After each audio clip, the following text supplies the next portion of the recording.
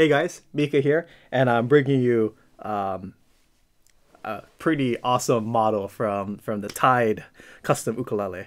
Um, Play quite a bit of Tydes, and I must say they are one of the more unique brands in terms of their builds and how they go about structuring their instruments and just doing stuff that's just so different from what everyone else is doing. You know, just starting off with the body, you can kind of notice that the body shape is already different. But what really makes Tide very unique is how they have nice rounded. They essentially don't have bindings on the side, and it's just nice and rounded. So you can literally like, there's no sharp edge or any edge to it. So on the front and on the bottom, on the top, on the bottom, it's just nice and smooth. So when you're holding the instrument, especially right here, you know, a lot of custom ukes nowadays have like the arm bevel, so it's very comfortable. But like, I mean, literally, you can be holding this backwards, and it's the same thing because it's on both sides. You just have this nice rounded edge, so it just feels so comfortable to hold. Even when you're like, say, grabbing and like kind of cradling the instrument like this, it just feels so nice to be able to like, say, hold the instrument like this to pluck with your thumb, and knowing that like your joints around your fingers are being so detailed, but it's just nice and cradled along something that's so smooth. And that's just something that Tyde is one of the few, if not the only luthiers that I'm aware of that does build their instruments in this very unique type of fashion. It's so comfortable and it just looks so different, but in a really cool and good way. Yeah. So that's kind of like what Tyde is. They do a lot of unique things, especially if you take a look at their other instruments. They do really like the designs and some of the things that they do. I mean, I'm just like, I want a uke that looks like that. Looks so cool. Yeah, so this is, yeah, just some of the unique features of the Tyde ukulele. But this one is really special. This is called the Moana model. If I had to guess, it's probably because it has the more like Arctic kind of ocean like designs, or the wave designs here on the fretboard, but it also has a lot of the blue purflings that's all over the top of the headstock, around the binding, on the side of the instrument right here on the fretboard. Even look at this detail, attention to detail. It kind of like cuts off, but then the purfling kind of out of nowhere comes in from inside the wood, and it wraps all around the instrument, all the way around this side, and then again it goes right back into hiding into the piece of the wood. And then it has the same design on the back where it's like it has nothing, and then all of a sudden you have this small little patch, and then bam, it wraps all the way around the instrument just like that, and then it goes back into hiding into that under piece of the wood. And then it even has that nice blue purfling around the inside of this nice big side sound port right here. So just really cool. Again, one of those like you don't really see like purfling. Usually purflings just kind of wrap around the whole entire body, but to have it kind of just like disappear, like goes inside of the wood, I mean, just really unique stuff going on at Tyde. And then you can see again the blue around the abalone shell right here around the rosette, and then the blue again that's wrapped around the shell. And then you can even see the blue real faintly on the top around the fretboard as well. So lots of blue going on here, even around the headstock with Tyde's 3 circles going large to small, and then even on the inside you have the nice blue purfling, that darker kind of like royal blue or like indigo blue kind of color. And even on the inside here, you have the Tyde circle logo with the 3 circles and the Moana model. What's really awesome about this instrument too is that it's pretty rare to come across an like 98% all koa instrument, because koa is, one, very expensive, and two, it's a very it's a luxury type of wood, so you don't want to kind of just use it to use it. You want to be very kind of efficient when you use koa, because again it can be very expensive and it's a really nice wood choice to use. So most commonly when you're using koa on an instrument, you would use it on, say, the face, sides, back, and then maybe like the top of the headstock. Sometimes luthiers want to make a back plate and they'll put koa here, but this instrument goes and takes it further by making the fretboard koa. So you have that, so you can even see some of the curls right here on the fretboard itself. The headstock is of course koa, and neck is solid koa. Let me look at that. It's satin finish, but the neck is koa. So this is even rarer, because to have this much of a piece of koa to go on an instrument, I mean, that's just a lot of koa wood.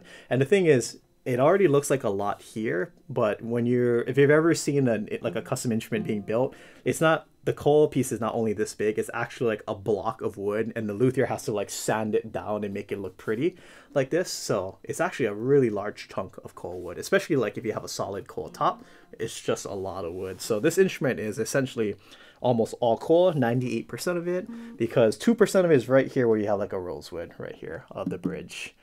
Kind of wish that you kind of went all the way with having a koa bridge, but alas, everything else on this instrument is all Hawaiian koa. And I mean, check this out. I mean, look at that V shape right there, beautiful, having the nice dark streaks. Look at those curly, wavy lines.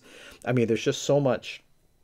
There's so much going on in this piece of koa in the back. I mean, the nice big strips of the grain pad, or sorry, of the curl. The grain pattern's crazy. It's like, again, look, has that V, has all the curliness of the stripes, of the black stripes right here.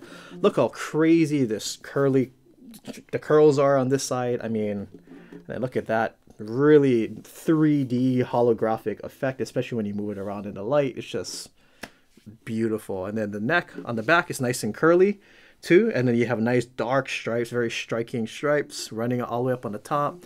The front, again, really dark brown with nice stripes. You can see the nice curls in it. And then even on the headstock, you almost have like this V kind of like pattern right here in the grain, and you can see all the dark lines. So I mean, I can go on and on. This instrument has just so much going for it. I mean, it's really beautiful. It's a work of art. So now this instrument is also unique in terms of the scale length. So when we're talking about tenor size ukuleles, we usually kind of aim, or I say we as if I'm a luthier and I have anything to do with the scale length.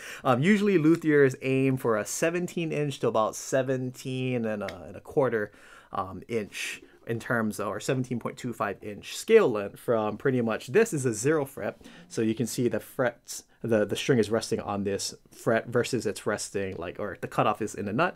So essentially, if you were to take a ruler and measure this to the cutoff point right here, it's 17 and 5/8 of an inch. So it's slightly bigger than like the 17 and a quarter or 17 inch scale length. So usually if you have like a long neck tenor or an extended neck tenor, you're kind of shooting, the more common range is like 18 inches to between 19 inches.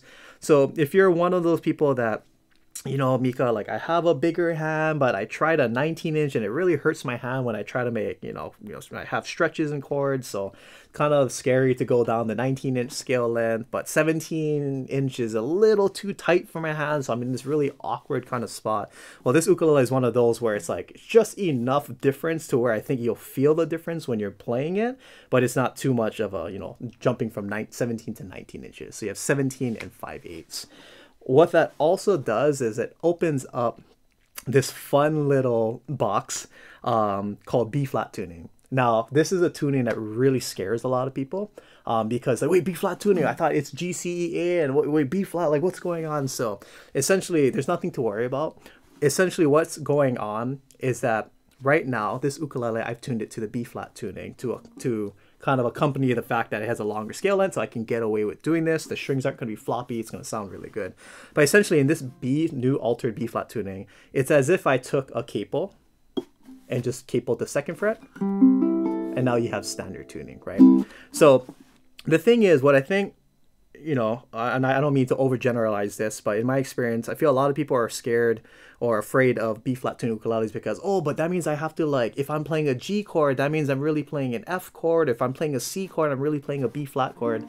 So to me, in my just professional opinion, I think it only matters if you're playing within a group or in a band and someone calls out G, and then, you know, thinking your standard ukulele G, but then this is actually an F, so you actually have to move up 2 frets, right? In that case, yes, it could be a little annoying. I mean, the common remedy to that is just buying $10 capo, boop, and then now with that there, you can go ahead and just hold your G like that, and then you'll be good to go. However, most people, you know, usually are at home or closet musicians. I used to be one for a very long time before now. Here I am on camera sharing these things with you folks, but as a closet musician, these are people who just play for themselves, play for their wife, their kids, or just for their friends. And you're not really playing with people. You just kind of, you know, sit on your couch, you You know, you're just kind of noodling to yourself. And if that's the case, then to me, it doesn't really matter what tuning you're in. You can just go ahead and just play the shapes. You know, like this is a G shape, this is a C shape, this is an F shape. You can go ahead and noodle. For someone like me who I'm a professional musician, technically when I play with people, I can kind of shift and kind of adjust accordingly. But when I'm just playing by myself, when I'm at home, I'm just, you know, the ukulele can be tuned 6 frets down. I'm still going to think in my head, this is G, this is F. Technically, pitch-wise, it's not, but for me, I'm just noodling, no one's around. I'm just going to go ahead and play normal. So again, not to be worried about, you know, this instrument being tuned to the B-flat tuning. It can be tuned up to standard tuning, but for this sound sample, I wanted to go ahead and show what it sounds like in the B-flat tuning. So that's my little spiel about that. But getting into the sound of this, it's just, this has such a nice, sweet tone when you have it in this B-flat tuning. I mean, so again, I mean, I'm playing this G shape and F. You can still think of it as G and C. Just nice. I mean, just this is one of those instruments you're just gonna lay on your couch and just like sit back and playing, and you're just kind of noodling. And your wife's like, "Hey, keep it up, honey. You sound good." Like this is one of those.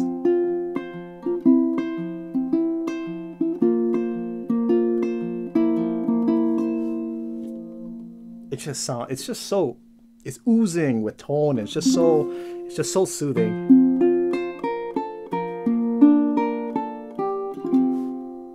It's really beautiful. I'm a huge fan of this B-flat tuning. Again, like I said, it can be a little tricky if you're jamming with other people and you have to kind of adjust. But, you know, again, the quick workaround is you can just have a capo like here and then you can play business as usual. Or if you're just playing by yourself at home, then you can go ahead and just noodle and just play whatever your, you know, B-flat, F, C, whatever you're comfortable with. But B-flat tuning is such a magical tuning. It sounds so mellow, and just listen to that.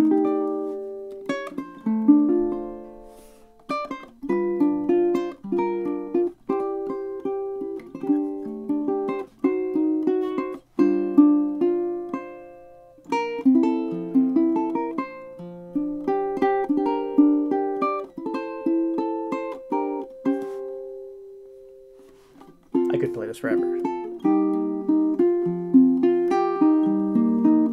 So this is definitely like one of those, like, you just noodle around. I mean, I would take this to a gig. It just sounds that good. So here we go.